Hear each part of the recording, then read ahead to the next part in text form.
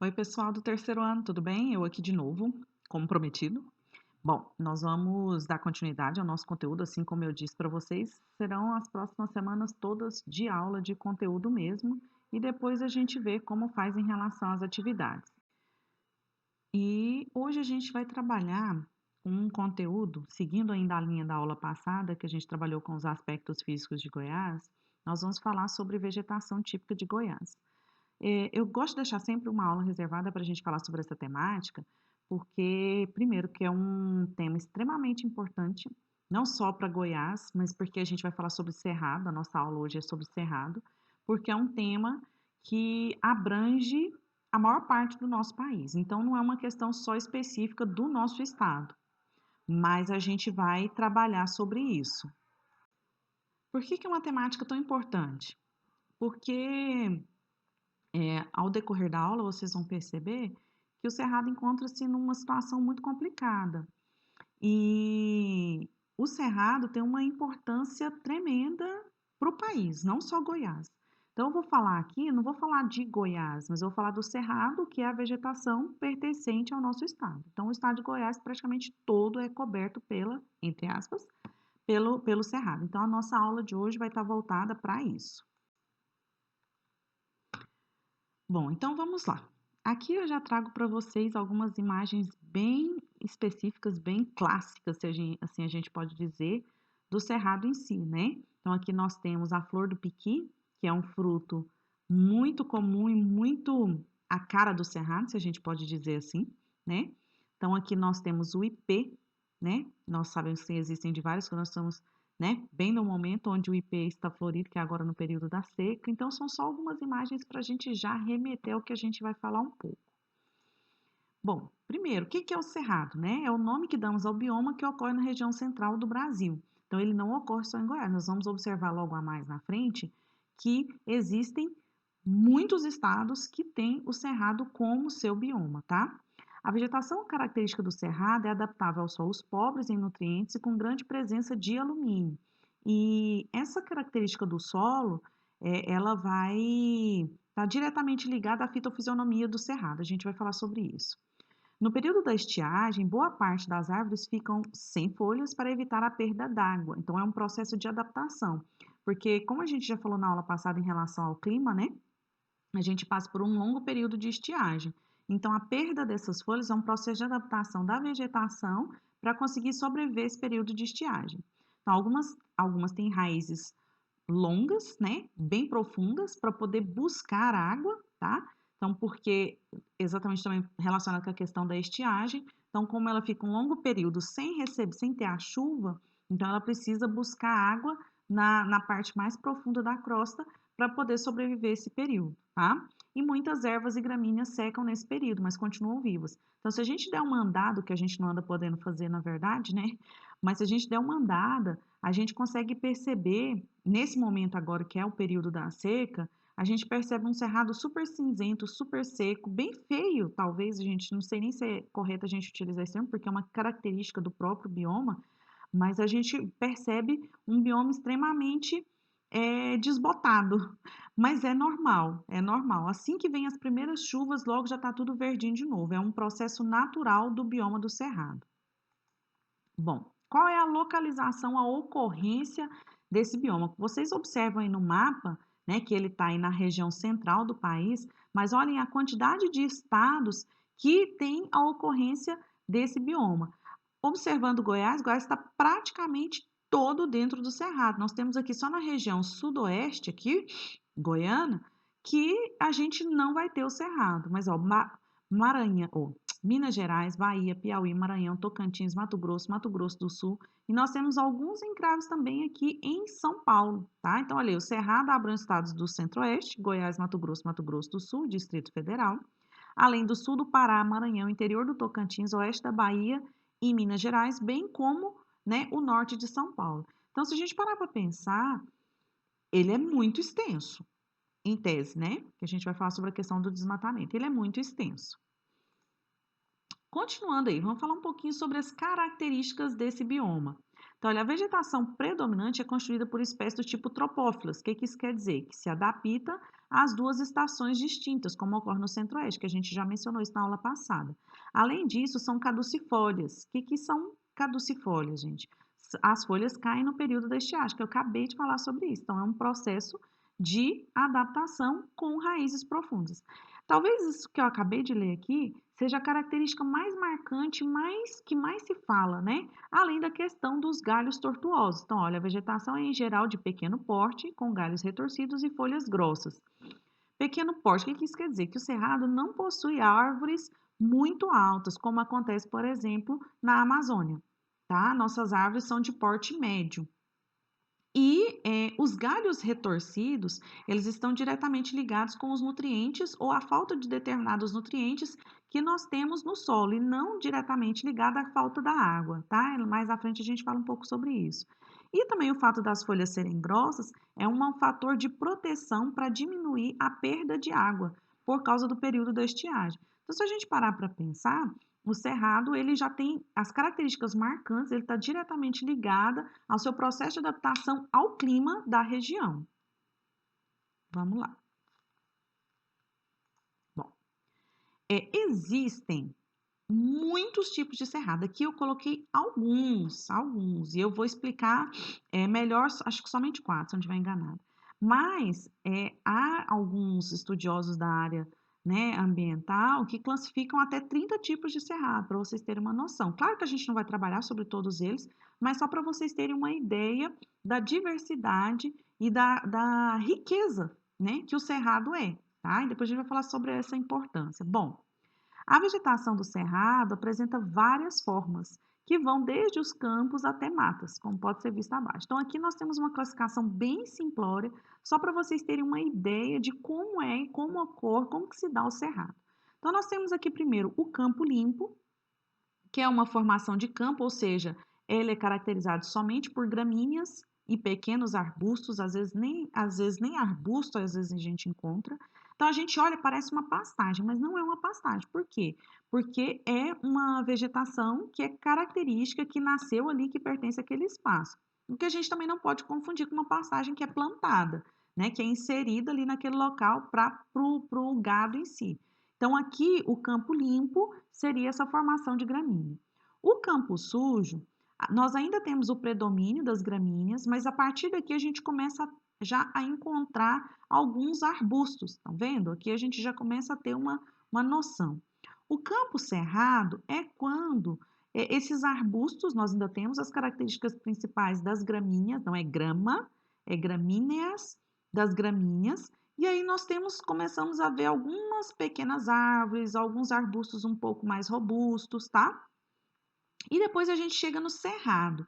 Esse cerrado é o cerrado mais comum, a gente chama isso de cerrado stricto sensu. O que quer dizer isso? É o cerrado comunzão, aquele que a gente conhece mesmo, né? Aqui a gente já tem a presença de árvores, mas árvores com altitude, com alturas médias, de médias para baixo, espaçadas entre si. Então, o cerrado ele não é caracterizado por aquela mata densa, não. O cerrado especificamente ele é esse cerrado mais espaçado.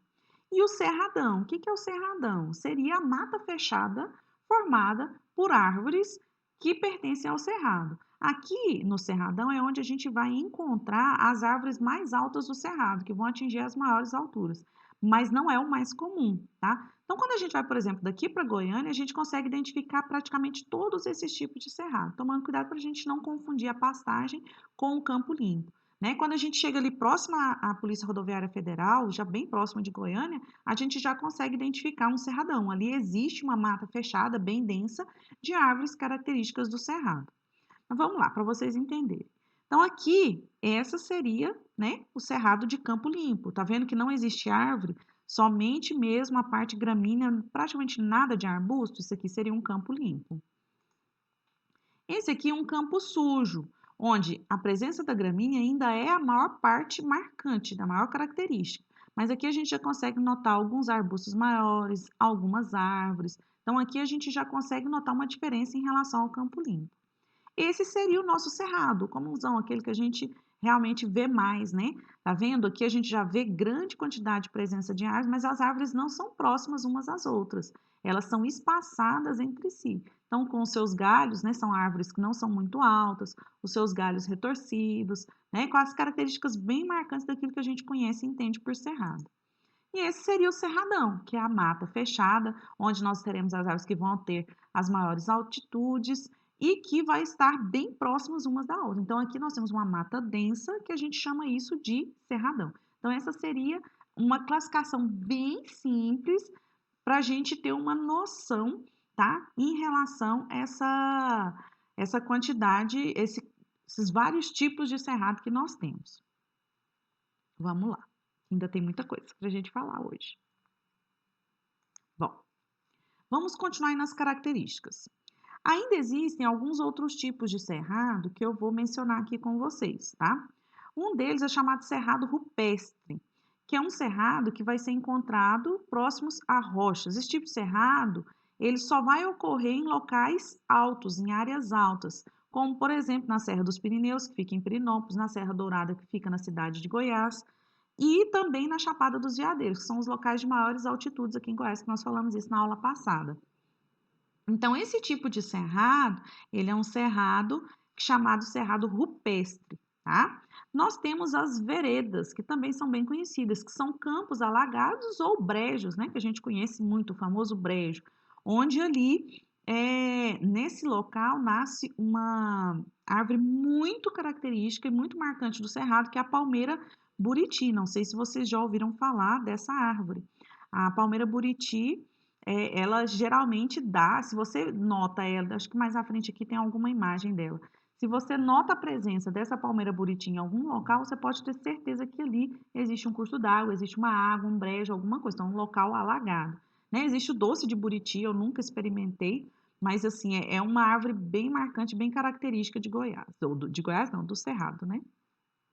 Bom, e ao longo dos córregos, rios e lagos, nós temos a mata ciliar, né?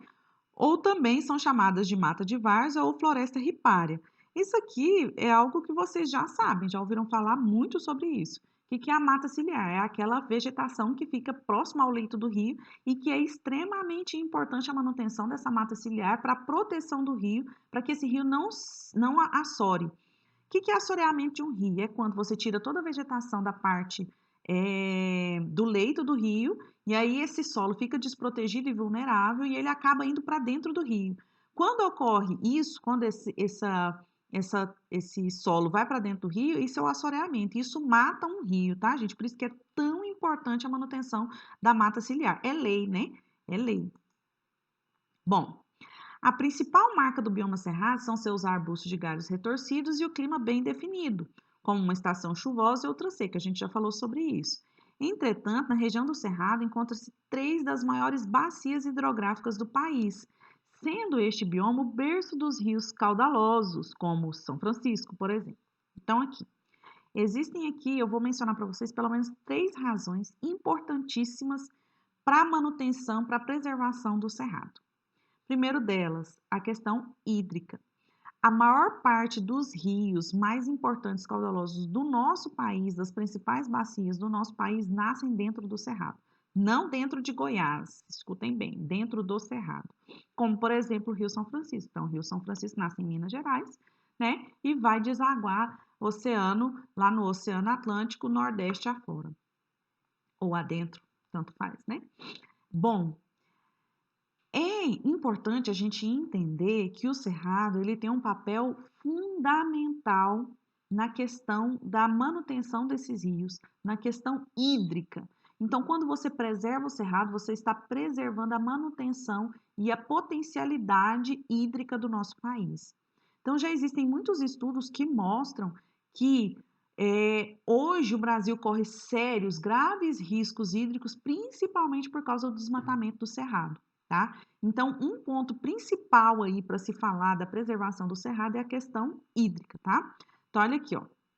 Acredita-se, pois, que as peculiaridades da flora, troncos tortuosos e cascas espécies que a gente mencionou agorinha, se devam à falta de alguns micronutrientes específicos e não à falta de água necessariamente. Por que ele diz isso aqui? Porque por muito tempo acreditou-se que essas características dos galhos tortuosos, das folhas grossas, estavam à falta de água, mas na verdade não, é a falta de alguns determinados nutrientes que o solo do cerrado não tem. O solo do cerrado é um solo considerado ácido. Agora a gente vai falar sobre isso. E aí isso acaba dando essa característica desses galhos tortuosos, tá? Bom, os solos nesta região são geralmente muito profundos e antigos e com poucos nutrientes, exigindo uma adaptação da flora que possui geralmente folhas grandes e rígidas, além de algumas espécies apresentarem depósitos subterrâneos de água como uma espécie de adaptação às queimadas constantes, permitindo que elas voltem a florir após o incêndio. Então vamos aqui. Muita coisa para falar desse parágrafo. Aqui ele está falando, ó, são geralmente muito profundos e antigos. O cerrado, ele é um dos biomas mais antigos do planeta. A savana, né? Porque o cerrado é um tipo de savana, não igual ao que ocorre na África, por exemplo, mas é com as características muito semelhantes, só com algumas questões endêmicas e de alguns animais que não existem em um e outro, tá? Mas é uma questão de adaptação. O que que acontece? Aí é outro ponto que a gente tem que pensar em preservar o cerrado, porque quando você desmata, quando você refloresta, jamais a gente vai conseguir atingir ao ponto do que o cerrado já foi um dia, porque ele tem milhões e milhões e milhões de anos. Muito mais antigo do que a Mata Atlântica, do que a Amazônia. Então, recuperar o cerrado, que ele já foi um dia, é impossível. Então, aquilo que já foi desmatado não tem como mais voltar. Já era, acabou. Então, é muito importante a gente pensar nesse sentido, por quê? Porque não tem como recuperar. Não tem como. Aquilo que foi derrubado, acabou. Jamais. Já era. Não tem como, tá? Então, é um ponto de atenção muito importante para a gente pensar na preservação do cerrado. Depois vocês vão entender por que eu estou batendo tanto na tecla nessa questão da preservação. Aqui entra uma outra coisa que muito se fala sobre o cerrado, que são a questão das queimadas. A queimada, vamos lá, ela é natural, normal de ocorrer no cerrado. Como assim, professora? Vamos lá. A cerrada também é uma característica do cerrado. Ela ocorre nesse período da estiagem agora. E aí ela é importante por quê? Porque ela vem para um processo de renovação do cerrado. Por quê? As árvores já são adaptadas, as cascas são extremamente grossas, então elas não atingem pelo calor que ocorre ali daquela queimada. Muitos frutos têm as cascas muito grossas, e aí com a queimada e com o choque térmico que elas recebem, esses frutos se rompem, as sementes entram em contato com o solo e vão germinar. Então ela vem queimando ali e renovando, mas é uma queimada natural, não a queimada provocada. O que é uma queimada natural? Ela simplesmente acontece? Mais ou menos isso. O cerrado, nós já mencionamos aqui inúmeras vezes, que aqui nós temos o período da seca, que é o de agora. E aí, o clima está todo propenso, baixa umidade, a vegetação está totalmente seca, e aí nós estamos com um ambiente extremamente propício para a ocorrência de uma queimada, para facilitar. Mas como, professora, pega fogo do nada? Gente, pega fogo com o atrito do pelo dos animais, com a vegetação seca. Às vezes os animais se locomovem, as rochas se atritam e pega fogo. Então, é possível, às vezes um pequeno raio cai ali, também pega fogo. Então, essa é a chamada queimada natural. Qual que é a diferença dessa queimada para outra queimada? A provocada é a intensidade e o calor que ocorre. Porque quando a queimada ela é natural, ela não vai ocorrer de forma intensa, ela vai ser numa temperatura amena, onde não vai prejudicar a vegetação ali. Quando ocorre uma queimada provocada, a temperatura que atinge é muito alta, e aí, mesmo a vegetação sendo preparada para isso, como por exemplo as árvores terem as cascas grossas, as árvores e a vegetação, o solo também vai ser atingido, tá? Não só a vegetação. E aí o solo, essa queimada é muito forte, acaba atingindo e comprometendo a vegetação, comprometendo o solo. Então existe essas queimadas provocadas, elas causam um dano tremendo, tremendo para o cerrado. Então, o bom é a queimada natural. Outro ponto positivo que eu não citei é a questão da morte de alguns animais que ocorrem, né? Acaba morrendo, ficando ali no solo, acaba ajudando na qualidade do solo, tá? Então, a questão da queimada A queimada natural, beleza, ótimo. O cerrado está preparado, é natural, ótimo. Agora, a provocada não. Ela causa danos muitas vezes irreversíveis, tá?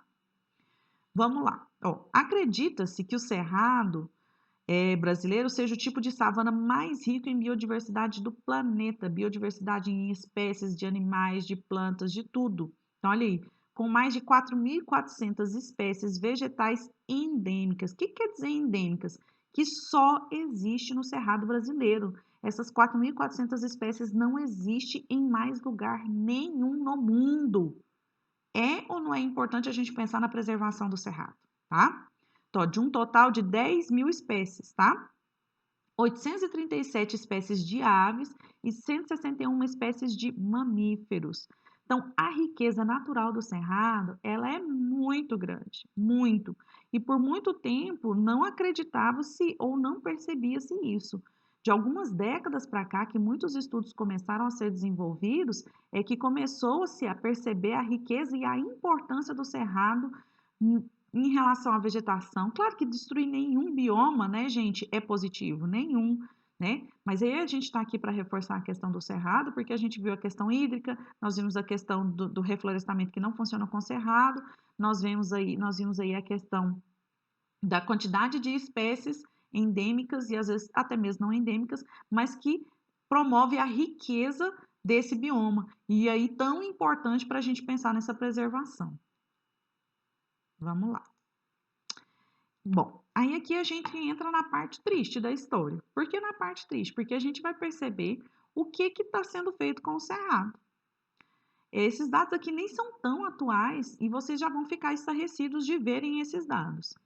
Então vamos lá, a utilização do cerrado. A gente sabe que a ocupação da região centro-oeste, ela se deu de forma tardia, né? Nós já mencionamos isso em alguns momentos das nossas aulas aí anteriores.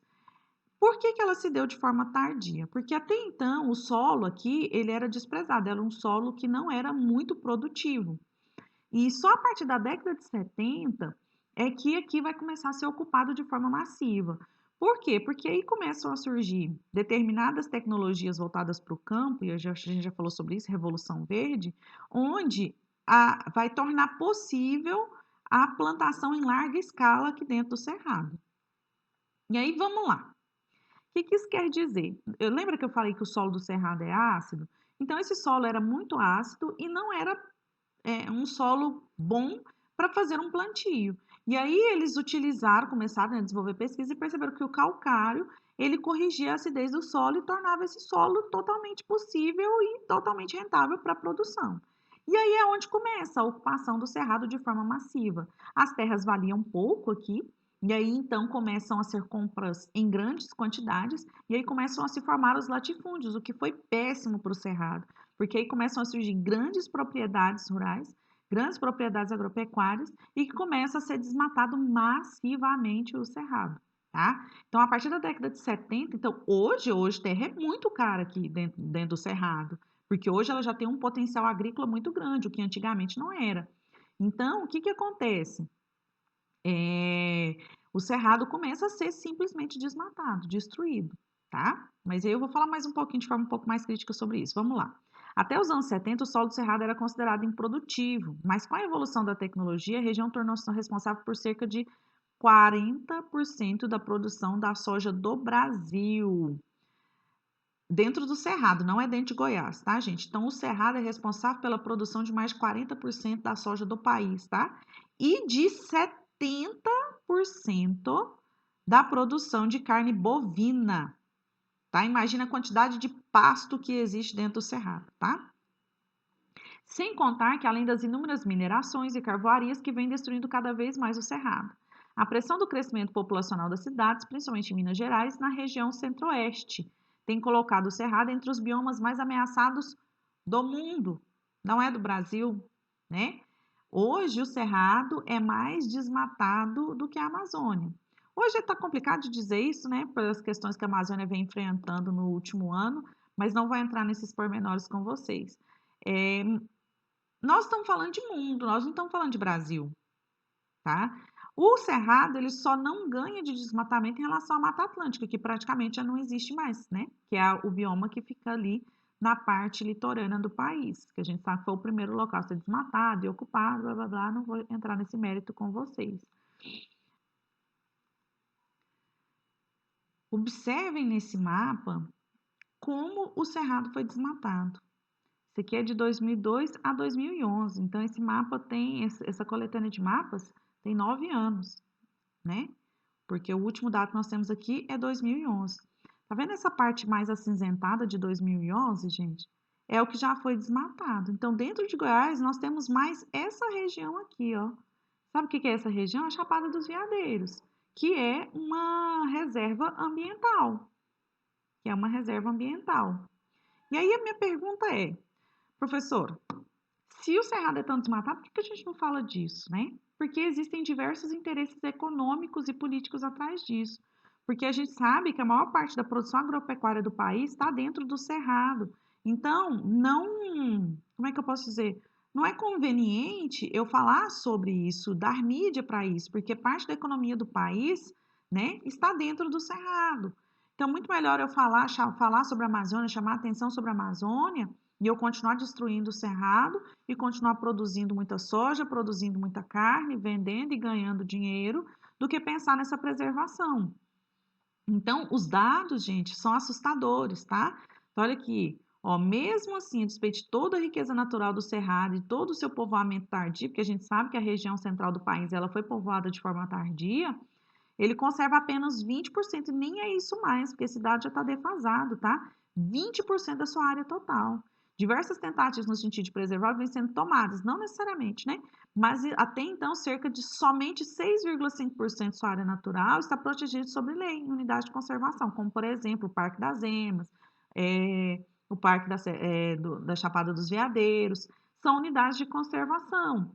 Mas, gente, somente 6,5% está protegido. O que não está protegido está aí aberto, né, digamos assim, para ser desmatado, para ser destruído, para implantação de lavoura, para implantação de pastagem.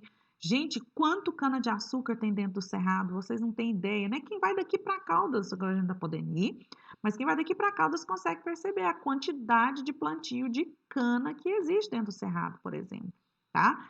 Então, assim, é assustador. E a minha crítica aqui em relação ao desmatamento do Cerrado tá ligada aos interesses públicos e econômicos de não se defender de forma maciça, forte, um programa, um projeto de proteção para o cerrado, porque não há esse interesse real para que isso aconteça. Então, é assustador, é bem assustador o que a gente vê em relação ao desmatamento do cerrado. Aqui, ó, só para a gente finalizar nossa aula, eu trago algumas imagens para vocês e alguns exemplos da flora do cerrado. Aqui só tá as mais conhecidas, né?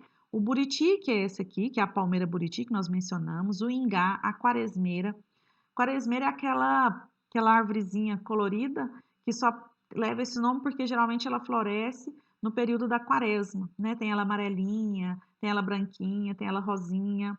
Cagaita, guariroba, piqui, mama-cadela, paineira, angico, jatobá, canela de ema, ipê. Então, aqui é o ipê e aqui é o pequi, tá? E aqui é o buriti, a palmeira buriti, só para vocês terem uma ideia.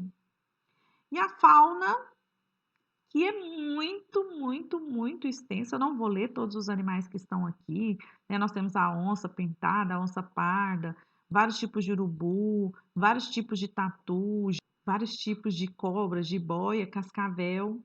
E aí, depois eu vou deixar esse material com vocês lá e depois vocês deem uma lida nesses animais, tá?